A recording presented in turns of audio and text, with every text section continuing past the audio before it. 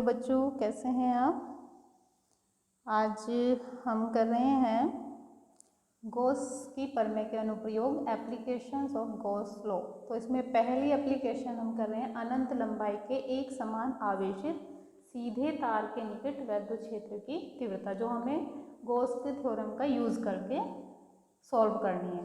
तो ये हमारे पास अनंत लंबाई का एक समान आवेशित सीधा तार है। इसको इस तरह से मानिए आप, जैसे किसी पेन का रिफिल,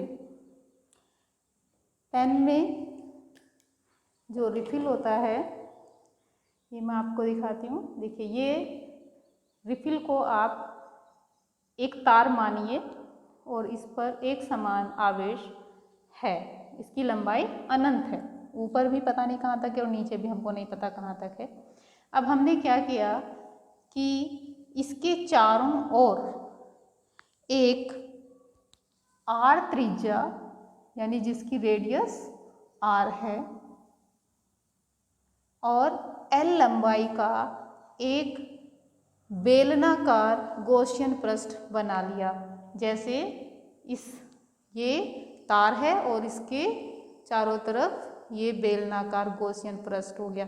गॉसियन पृष्ठ की विशेषता मैंने आपको इससे पहली वीडियो में बताई थी कि वो जो गॉसियन पृष्ठ होता है वो दिए गए पृष्ठ के सिमिट्रिकल होता है। जैसे तार जो है बेलनाकार है, जैसे हमने अभी ये रिफिल देखा, ये बेलनाकार है, बेलन की तरह का होता है। इसी तरह से ये जो गॉसियन पृष्ठ लिया हमने, ये भी बेलनाकार होगा। तो हम लेते हैं चित्रानुसार अनंत लंबाई के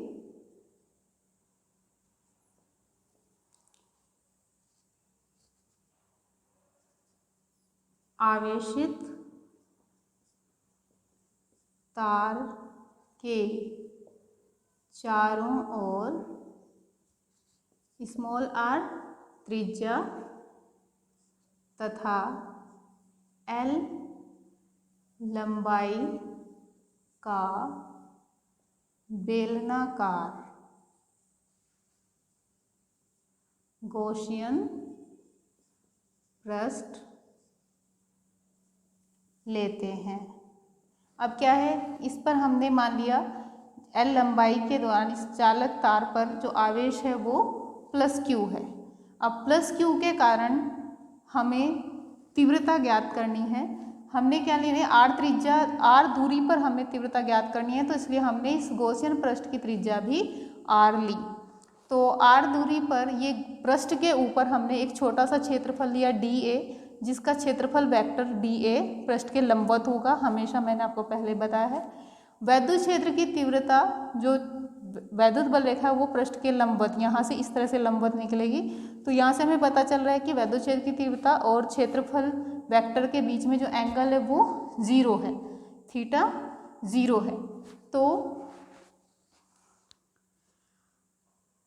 आवेशित तार के कारण आर दूरी पर दिए गए पृष्ठ क्षेत्रफल डी ए से गुजरने वाला वैद्युत फ्लक्स,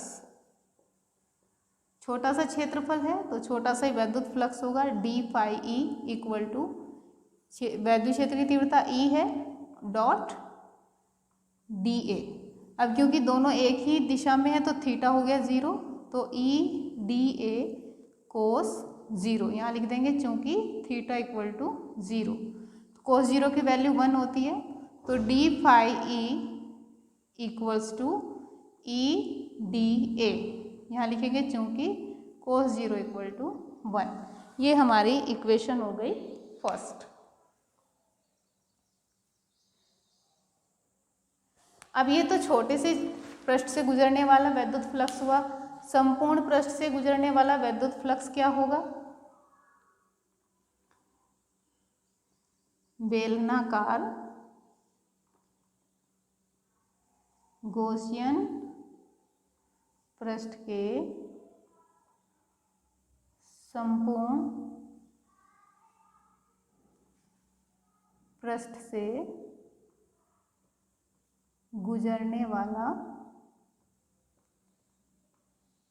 विद्युत फ्लक्स क्या हो जाएगा, phi E equal to integration d phi E. छोटे छोटे को जैसे हमने पहले किया है डी गॉस की पर में जब प्रूव की थी तो छोटे छोटे डी फाई ई को जोड़ने के लिए इंटीग्रेशन कर दिया। तो डी फाई ई की वैल्यू इक्वेशन फर्स्ट से रख देंगे ई डी ए। ई तो कांस्टेंट रहेगा क्योंकि यहाँ से तार से इसके पृष्ठ की दूरी एक जैसी है, सेम है, तो ई भी सेम रहेगा। तो ई इंटीग्रेशन डी ए, ई बाहर आ जाएगा। इंटीग्रेशन डी ए का मतलब क्या है कि ऐसे ऐसे पृष्ठ के सभी क्षेत्रफल को जोड़ दें। अगर हम ऐसे ऐसे जो हमने डी ए लिया है, अगर ऐसे छोटे छोटे पृष्ठ के सारे क्षेत्रफल को जोड़ देंगे तो क्या बनेगा, बेलन का संपूर्ण क्षेत्रफल बन जाएगा, संपूर्ण पृष्ठ क्षेत्रफल। तो संपूर्ण पृष्ठ क्षेत्रफल जो होगा ये बेलन का होता है 2 पाई आर एल। यहाँ पे लिख देंगे चूंकि बेलन का संपूर्ण पृष्ठ क्षेत्रफल equal to 2 pi are l. तो फाई ई इक्वल टू किसके हो गया, E into 2 pi are l. ये इक्वेशन हो गई सेकेंड। क्योंकि हमें गॉस की परमेय से हमें इसे प्रूव करना है तो हम गॉस की थ्योरम यूज़ करेंगे बिल्कुल। तो हम लिखेंगे गॉस की परमेय से, गॉस की परमेय से जो संपूर्ण विद्युत फ्लक्स होता है वो किसके इक्वल होता है, संपूर्ण आवेश का 1/ε0 गुना। तो ये इक्वेशन हो गई हमारी थर्ड। तो इक्वेशन सेकंड और थर्ड से हम देख रहे हैं कि ये भी फाई ई के इक्वल है और ये भी फाई ई के इक्वल है, तो ये दोनों आपस में भी इक्वल हो जाएंगे। तो समीकरण सेकंड व थर्ड से E into 2 pi are l equals to Q upon epsilon 0। तो यहाँ से E इक्वल टू हो जाएगा, ये इधर अपॉन में आ जाएगा 1/2 pi are L into Q upon epsilon 0। इसको हम थोड़ा सा और सही करके लिखेंगे। मैं इसको यहाँ पर लिख रही हूँ,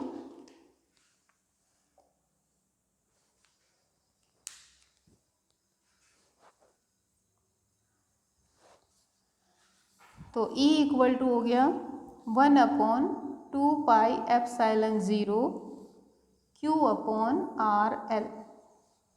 ये हमारा विद्युत क्षेत्र की तीव्रता का फॉर्मूला हो गया इस रूप में। अब क्योंकि हमारे पास लंबाई लिमिटेड नहीं है, अनंत लंबाई का है, तो हमें इसमें से लंबाई यानी एल को रिमूव करना होगा। तो हम इसके लिए क्या करते हैं, उसके लिए रेखीय आवेश घनत्व का यूज़ करते हैं, जो हम पहले पढ़ चुके हैं। रेखीय आवेश घनत्व, इसको हम लैम्डा से रिप्रेजेंट करते हैं इक्वल टू, ये था कुल आवेश अपॉन लंबाई, जितनी लंबाई पर हम आवेश ले रहे हैं। तो यानी lambda equal to Q upon l. L लंबाई पर हमने ये Q आवेश लिया है, तो lambda equal to Q upon l. तो यहाँ से Q इक्वल टू हो जाएगा लैम्डा एल। तो ये वैल्यू हम यहाँ पर रखेंगे, इसको इक्वेशन फोर्थ बोल देते हैं। तो लिखते हैं यह मान समीकरण 4 में रखने पर, इक्वेशन 4 में रखने पर, इक्वेशन 4 में रखेंगे तो E इक्वल टू हो जाएगा 1/2 पाई एप्सिलॉन 0, Q की जगह रखेंगे lambda l upon r l. तो एल से एल कैंसिल हो गया, तो E इक्वल टू हो गया lambda upon 2 pi epsilon 0 r. अब यहाँ पर देखिए इस फॉर्मूले में एल नहीं है, यानी लंबाई चाहे कितनी भी हो तार की, तार से आर दूरी पर विद्युत क्षेत्र की तीव्रता हो जाएगी E equal to lambda upon 2 pi epsilon 0 r, और इसका मात्रक न्यूटन प्रति कूलाम, और इसकी दिशा क्या होगी, पृष्ठ से बाहर की ओर। तो केवल तार से दूरी पर डिपेंड करेगा। आपको अगर ज़्यादा दूरी पर निकालना है तो आर की वैल्यू ज़्यादा हो जाएगी, ई की वैल्यू कम हो जाएगी। दूसरी बात हम देखते हैं कि बेलनाकार जो हमने बेलन लिया है गॉसियन पृष्ठ, इस पृष्ठ के ये वाला हम जो पृष्ठ ले रहे हैं, ये वाले पृष्ठ के अलावा ये वाला पृष्ठ भी इसमें होना चाहिए, ये यहाँ पर, तो यानी ये वाला। यहाँ पर हम लेकिन क्या करते हैं कि अगर यहाँ पर हम निकालते हैं वैद्युत फ्लक्स, तो जितना इस तरफ निकल रहा है उतना ही दूसरी साइड से इस तरफ जाएगा, ऑपोजिट साइड में। तो बराबर और विपरीत होने के कारण इन पृष्ठों से जो वैद्युत फ्लक्स होगा वो नेट वैद्युत फ्लक्स 0 होगा, इसलिए हम उसको काउंट नहीं करेंगे। केवल इसको काउंट करके ही, पृष्ठ वाले वैद्युत फ्लक्स को काउंट करके ही हमने वैद्युत क्षेत्र की तीव्रता निकाली है। आई होप आपको ये आर्टिकल समझ में आ गया होगा। अगर आपको समझ आया है तो आप कमेंट बॉक्स में लिख कर ज़रूर भेजिए, और अगर कुछ नहीं समझ आया तो भी आप कमेंट बॉक्स में पूछ सकते हैं। लाइक ज़रूर कीजिएगा अगर आपको अच्छा लगा हो, और शेयर कीजिएगा। Thank you.